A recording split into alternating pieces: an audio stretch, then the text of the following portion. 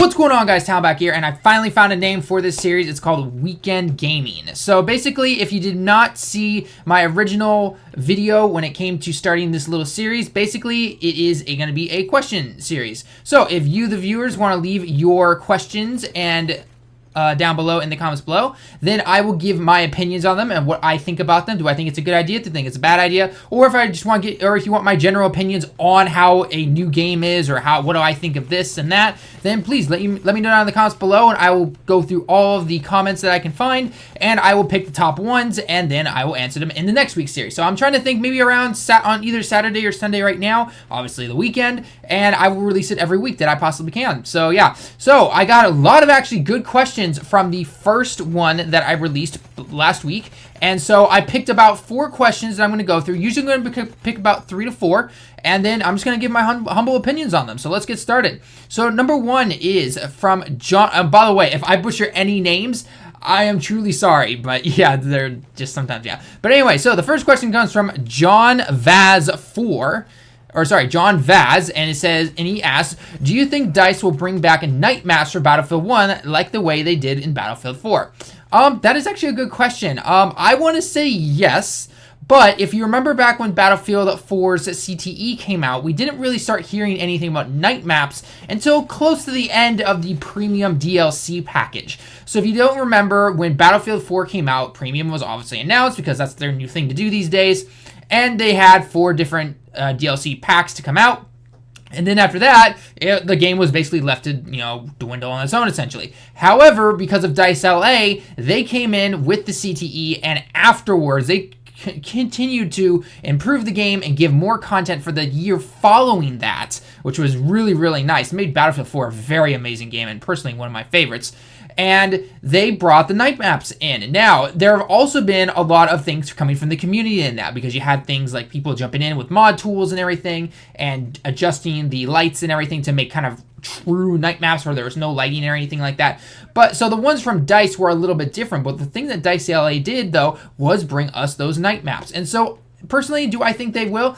I think they will, but they're not going to do anything just of yet. I don't know what team is working on the CTE right now. I'm going to assume it could be DICE LA, but from what I hear, DICE LA is working on their own project right now. So I would think that if they're going to start looking at night maps for Battlefield 1, they're going to want to let a few more maps come out in the DLC, because right now, as you know, Battlefield 1 gets criticized a lot for having a lack of content, essentially.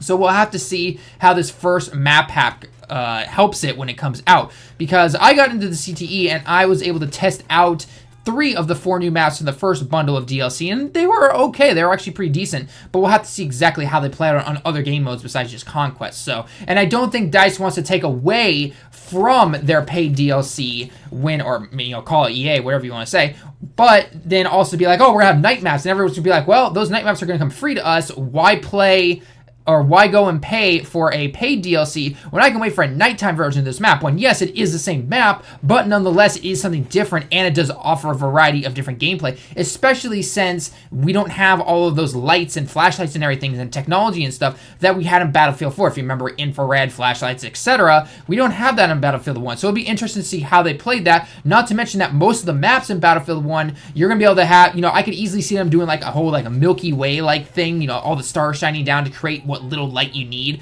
They don't want to have a full-blown moon, because then it's just like, oh, well, it's just like having a sun, essentially, because it'd be way too intense, essentially.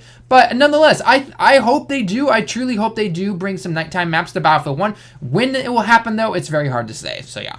The next question is, and this came from a lot of you guys, so I kind of combined 2 different questions into one to make it, but essentially, this one is from Goku Tabi, and he says, hey, Talon, what are your opinions on the trading system for Dokkan? I know it can easily be exploited, but you should be able to trade cards of equal value. Then there was someone else that kind of gave a little bit more of an explanation, and he said, let me explain.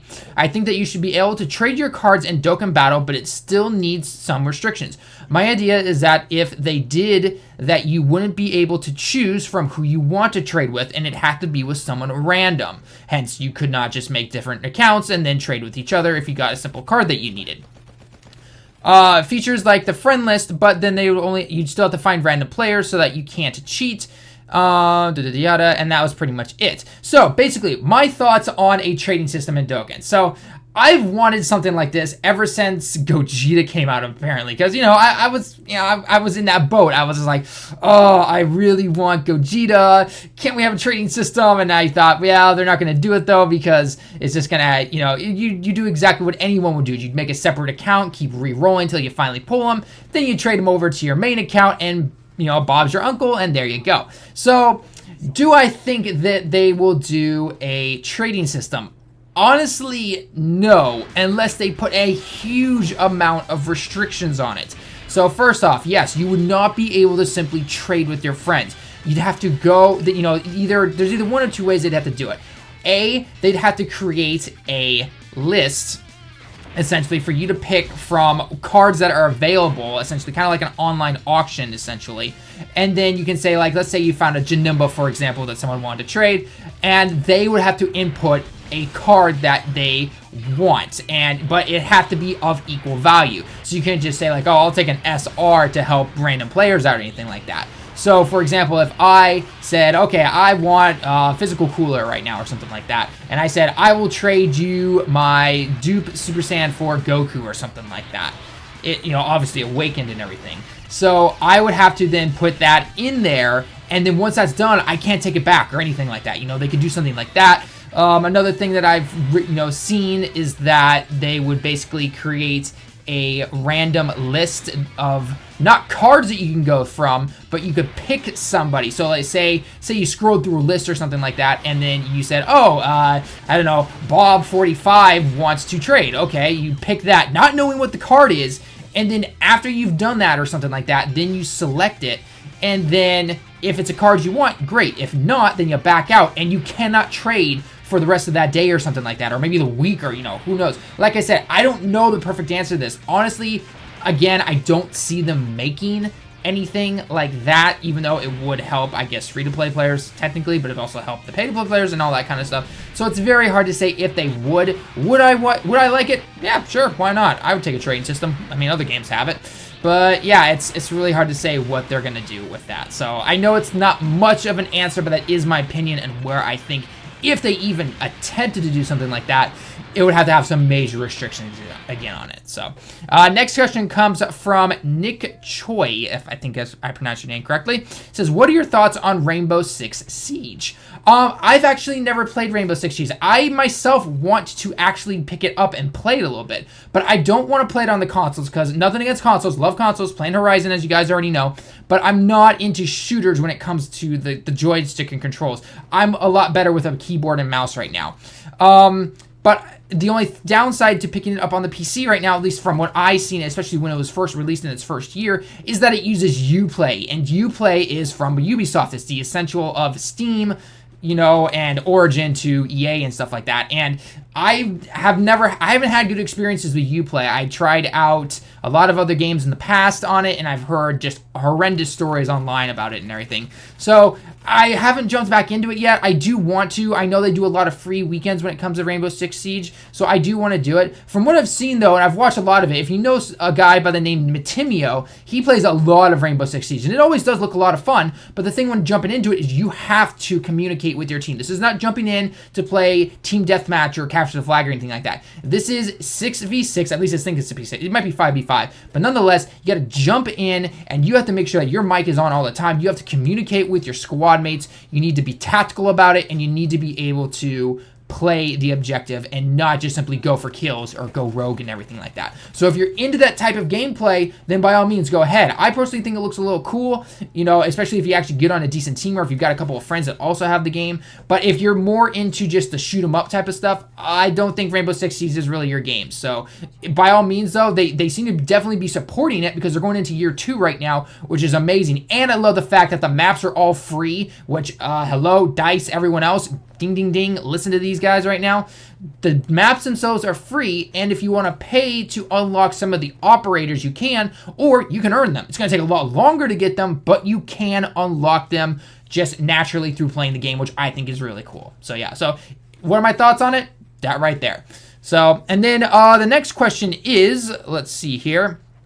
It's from Little Rufus Gaming, and he says, Talon, What do you what about having the ability to be able to purchase Dragon Stones in Dokkan using coins, but make it only 5 stones per week or 10 million Zenny per stone?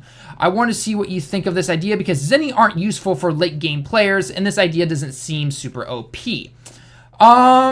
So yeah, so when I think about that, when I really looked at it, I said, okay, I see your point. You know, people want other ways to get Dragon Stones, especially if you've finished your story missions. You have done all the little side missions and everything, and the only thing you really get is 1 stone a day and everything like that.